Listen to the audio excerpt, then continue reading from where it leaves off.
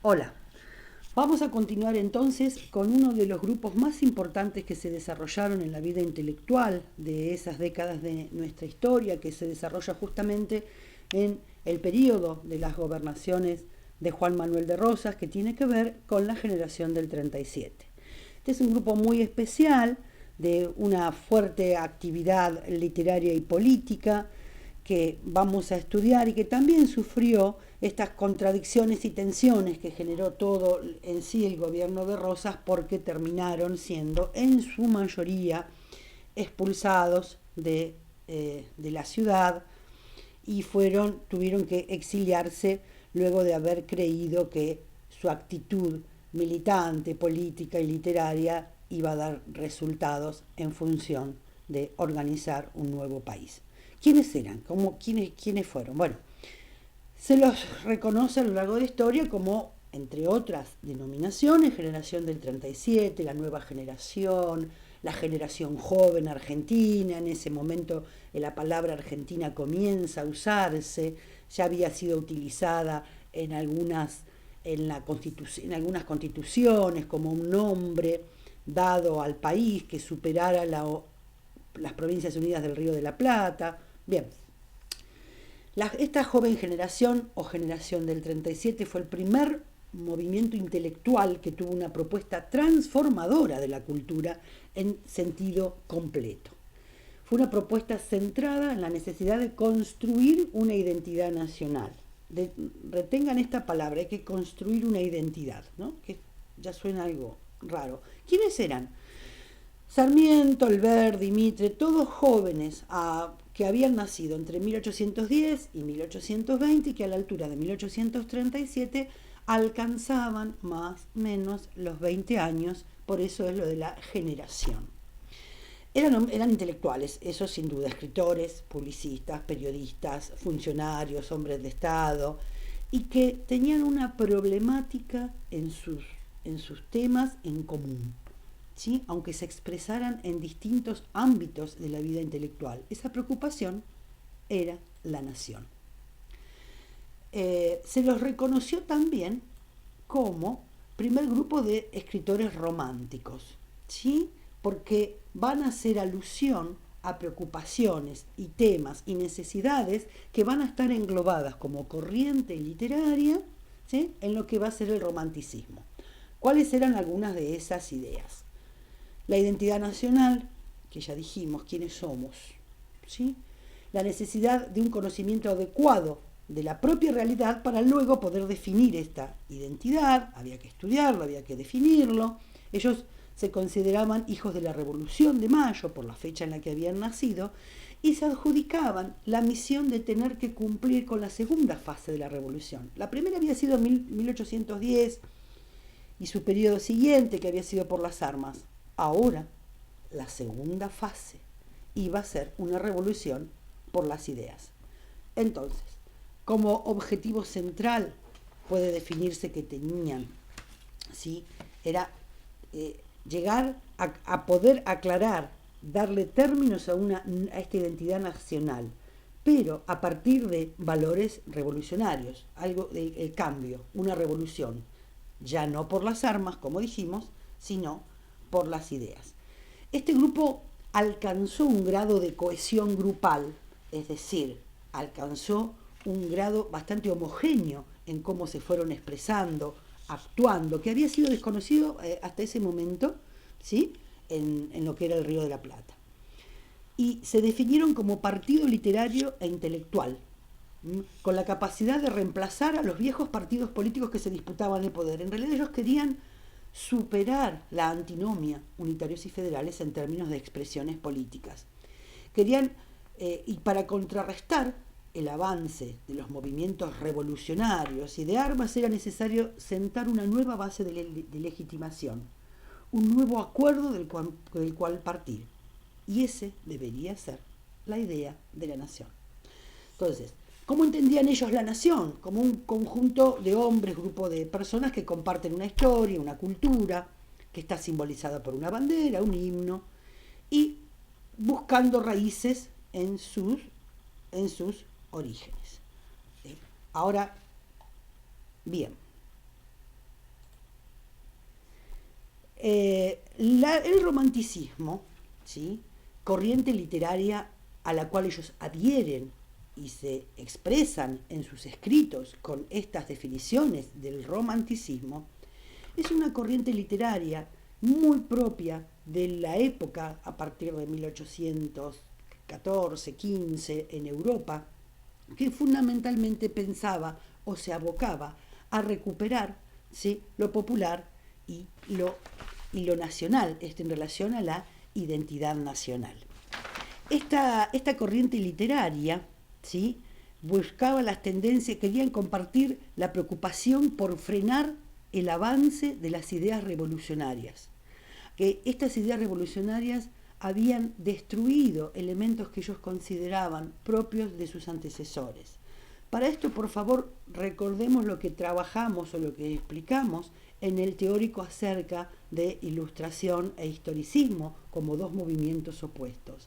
Este movimiento de literatura romántica, ¿sí?, propio de la primera mitad, cuando nace, del siglo XIX, es el que está buscando poner límites a la arrasadora idea que había tenido el iluminismo de implementar todo absolutamente a partir de la razón, dejando de lado aquello que había sido anterior a la revolución, considerado como lo oscuro y lo viejo. Había que frenar el avance y había que volver a encontrar, ¿sí?, nuevos elementos de cohesión social. Cuando digo el avance de la revolución, ¿sí?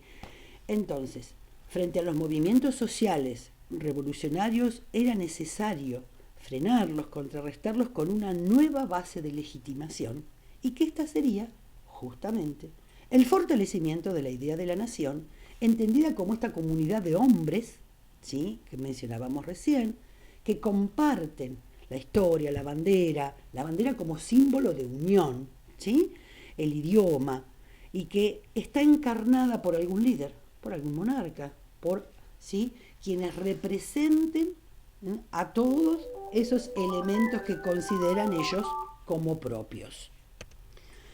Esta literatura también, esta manera de expresarse como corriente literaria, va a armar obras en función de la novela histórica, porque es la historia de los pueblos la que va a permitir reconocer estos elementos fundantes de la identidad. Entonces, la historia va a ser uno de los elementos a tomarse en forma distinta, ya no como algo que retrasa y oscuro, como decía la ilustración, sino justamente como aquellos en los cuales los pueblos encuentran sus antepasados, su folclore, su tradición, su costumbrismo, sus particularidades. Esta literatura va a incorporar mucha descripción del paisaje, de la individualidad, de las características, del color. Son escritos altamente descriptivos que incorporan el sentimiento, la pasión. Y al valorar el costumbrismo de la gente, del pueblo, de sus particularidades, buscan en los ancestros cuáles fueron los cantos, los cuentos, las leyendas ancestrales, populares. Es cuando vuelven a los bosques a buscar en los relatos de los ancianos la tradición oral. Es cuando los hermanos Grimm y Anderson buscan en esos cuentos y los ponen por escrito cuáles fueron aquellos elementos que generación tras generación en forma antigua daban identidad a esos pueblos. Desde el punto de vista de la historia, ¿sí?, hay un correlato con la visión de este romanticismo en la historia, que es el historicismo, ¿sí? En el plano de la historia, entonces, se intentaba crear, a partir de una revisión de esta historia, un nacionalismo cohesionador. Por ejemplo, en el caso alemán, se concebía la historia como una forma patriótica que podía ayudar a frenar, justamente, el avance de las ideas de la aborrecida revolución. Esta concepción de la historia es lo que se definió como historicismo, que no puede ser entendido si no se lo relaciona con este movimiento general que se expresó en el descubrimiento de lo popular a través de lo que les decía, cantos, poesías, ¿sí?, cuentos como herramienta de recuperación de esa herencia histórica de los pueblos.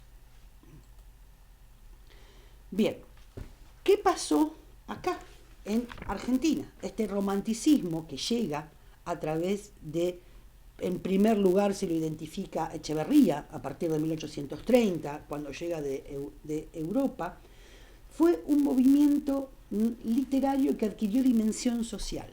La mayor preocupación era para los jóvenes que adherían y que enseguida se entusiasmaron y que adoptaron esta novedad, ¿sí?, europea como propia, transformando este romanticismo literario en una militancia, diríamos hoy, social. Le dieron un alto grado de dimensión social, que, si bien no fue transitado por muchos hombres de las letras, fue un grupo bastante reducido, pero muy fuerte las expresiones, y reveló la enorme trascendencia que podía implicar este compromiso y la necesidad de elaborar un proyecto que pudiera superar el estado que se consideraba de atraso.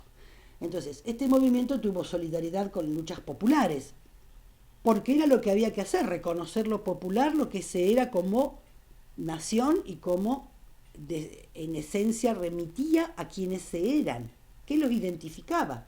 Por eso exaltaban eso de la nación, lo nacional, y una fe ilimitada en el progreso de la humanidad, otro rasgo que va a ser claramente ubicable para la generación del 37 en América. Creían que la humanidad, ¿sí?, tenía una fuerte, creían en la expectativa fuertemente que la humanidad podía, ¿sí?, llegar a mejores instancias de progreso y de bienestar. Echeverría fue uno de los que más contagió, ¿sí?, más ímpetu trajo a estas ideas.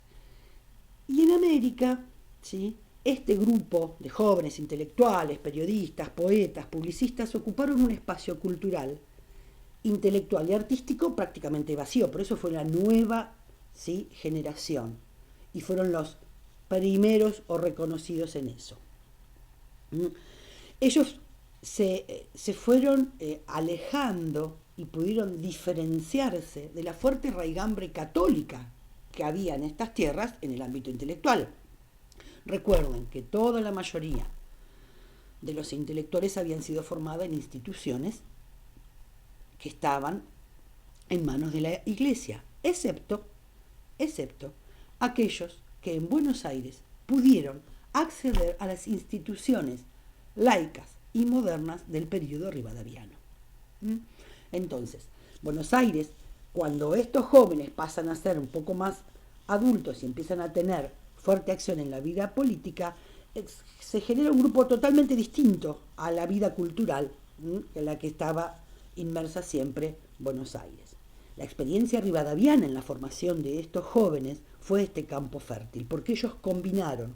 Cuando comienzan a expresarse, ellos son el resultado de la combinación de un Estado que fue institucionalizador, es decir, de un Estado que creó instituciones con rasgos científicos, de progreso, innovadores, como fueron las instituciones rivadavianas, y ahora actúan, ¿sí?, en un Estado en la cual no hay expresiones culturales, que es el Estado de Rosas, o sí hay algunas populares de expresiones populares bien de barrios, de pueblos, pero la intelectualidad, ¿sí?, no estaba ocupando ese lugar, y lo ocupan ellos. Por eso es este juego de Estado institucionalizador, ¿sí?, los beneficios que ellos tuvieron en el periodo rivadaviano, y una posibilidad de empezar a expresarse, que va a ser muy corta, porque prontamente van a ser perseguidos, proscriptos, prohibidos, pero logran armar, ¿sí?, en este Estado, logran armar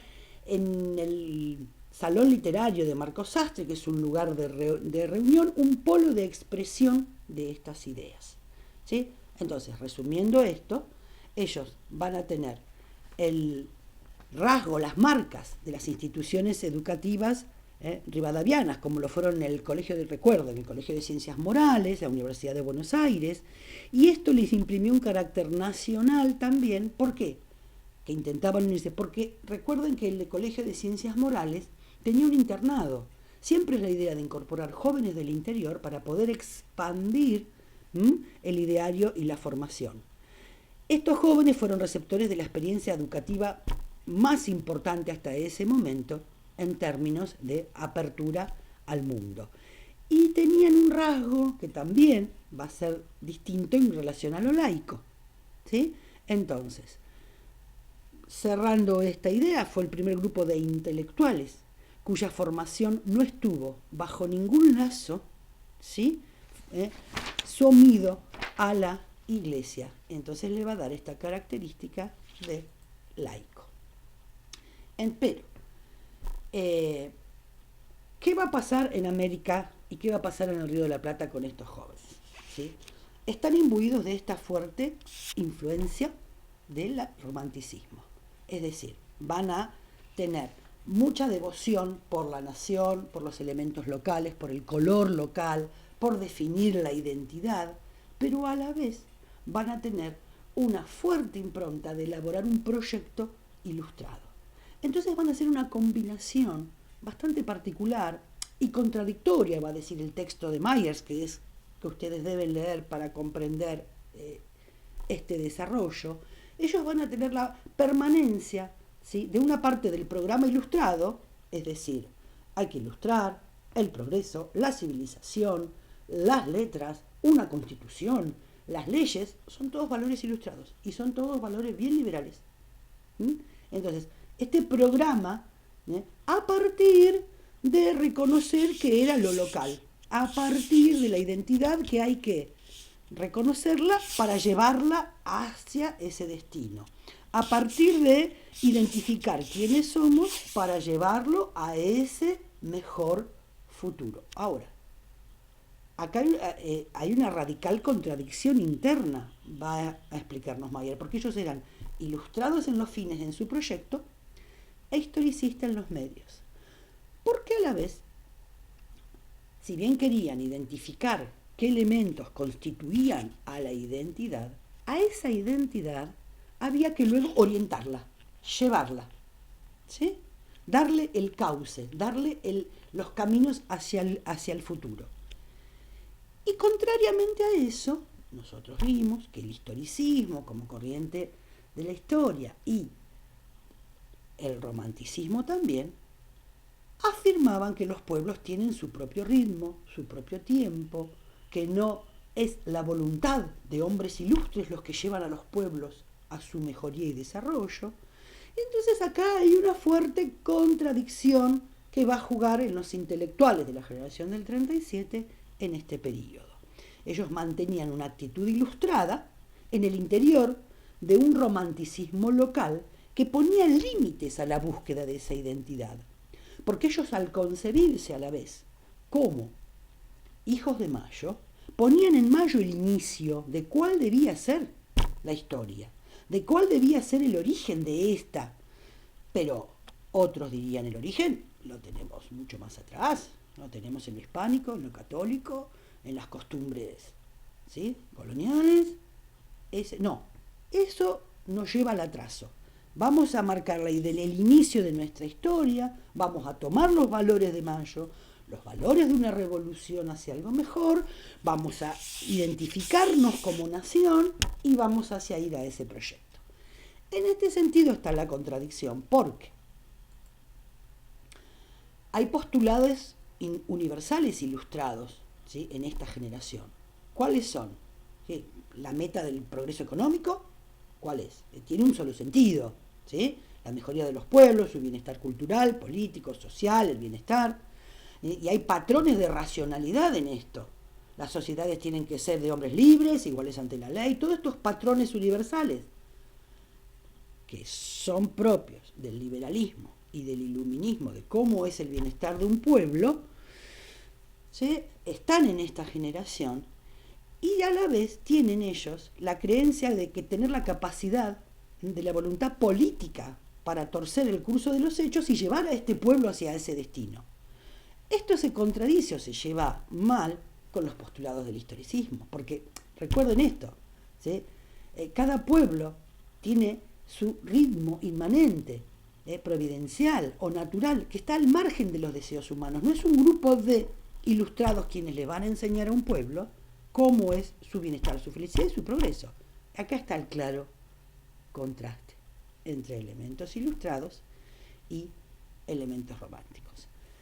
Para poder terminar de entender esto hay que recurrir no solo en primer lugar a la lectura de Myers, pero cuando nos pueden generar dudas acerca de esta contradicción o dónde en este conjunto de ideas de la generación del 37 está la contradicción interna, recurran nuevamente a lo que desarrollamos cuando hablamos de ilustración e historicismo, que lo explicamos por primera vez, y en el texto de Myers y en el trabajo práctico, en la guía, hay un pie de página al que vuelve a explicar y a definir desde Fontana, un historiador español, qué es, ¿sí?, el romanticismo y qué es, ¿sí?, el historicismo en relación a los valores que están respondiendo a la ilustración, frenándola. Y la necesidad de estos pueblos de volver a tener, ¿sí?, algún líder, alguna idea de quién es el que encarna esta identidad. Para la generación del 37 en el Río de la Plata, el que posiblemente encarne esta identidad va a ser Rosas. Estos intelectuales en algún momento vieron, ¿sí?, en Rosas la posibilidad de que fuera el representante de esta identidad, porque encarnaba lo popular, tenía el apoyo popular. Ahora, prontamente se dieron cuenta que no iban a tener con, ¿sí?, la política de Rosas espacios para desarrollarse. Ya desde 1829 se produjo la primera proscripción en el periodo de Rosas, ¿sí?, hacia los ciudadanos de filiación unitaria. Pero esta sería la primera de una serie de expatriaciones, expulsiones. En 1833 fue contra elementos o personajes que se identificaban como liberales. Para 1835, ¿sí?, fueron los federales disidentes. Y la oposición siempre fue o perseguida, o sugestionada, o directamente corrida. Entonces, cuando esta generación comienza a ver que el proyecto del futuro, de las leyes, de la ilustración, no iba con los sucesos del gobierno de Rosas, también terminan exiliados, ¿sí? Y vamos a ver nosotros, a continuación, dos representantes de esta generación, que los tomamos porque tienen muchísima importancia. Primero, en el desarrollo de lo que va a ser la Constitución argentina, como va a ser Alberdi, y en las ideas que en educación tienen. Por eso, junto a Sarmiento, son dos representantes de esta generación que se los ubica en ellos, pero que particularmente desde el foco que nosotros siempre intentamos hacer para historia de educación, son los que vamos a tomar. Entonces, vamos a continuar ahora con el ideario de Alberdi y de Sarmiento, para los cuales vamos a necesitar siempre tener muy a mano las fuentes, porque es necesario que los estudiemos principalmente de las fuentes, de qué es lo que escribieron, que son las fuentes que le da la cátedra, así podemos terminar de comprender el núcleo fuerte del ideario de Sarmiento y Alberdi y completar acá el sentido de por qué damos en Historia de la Educación la generación del 37 como el punto central del periodo, ¿sí?, federal o del periodo de las gobernaciones de Rosas. Seguimos en la próxima clase.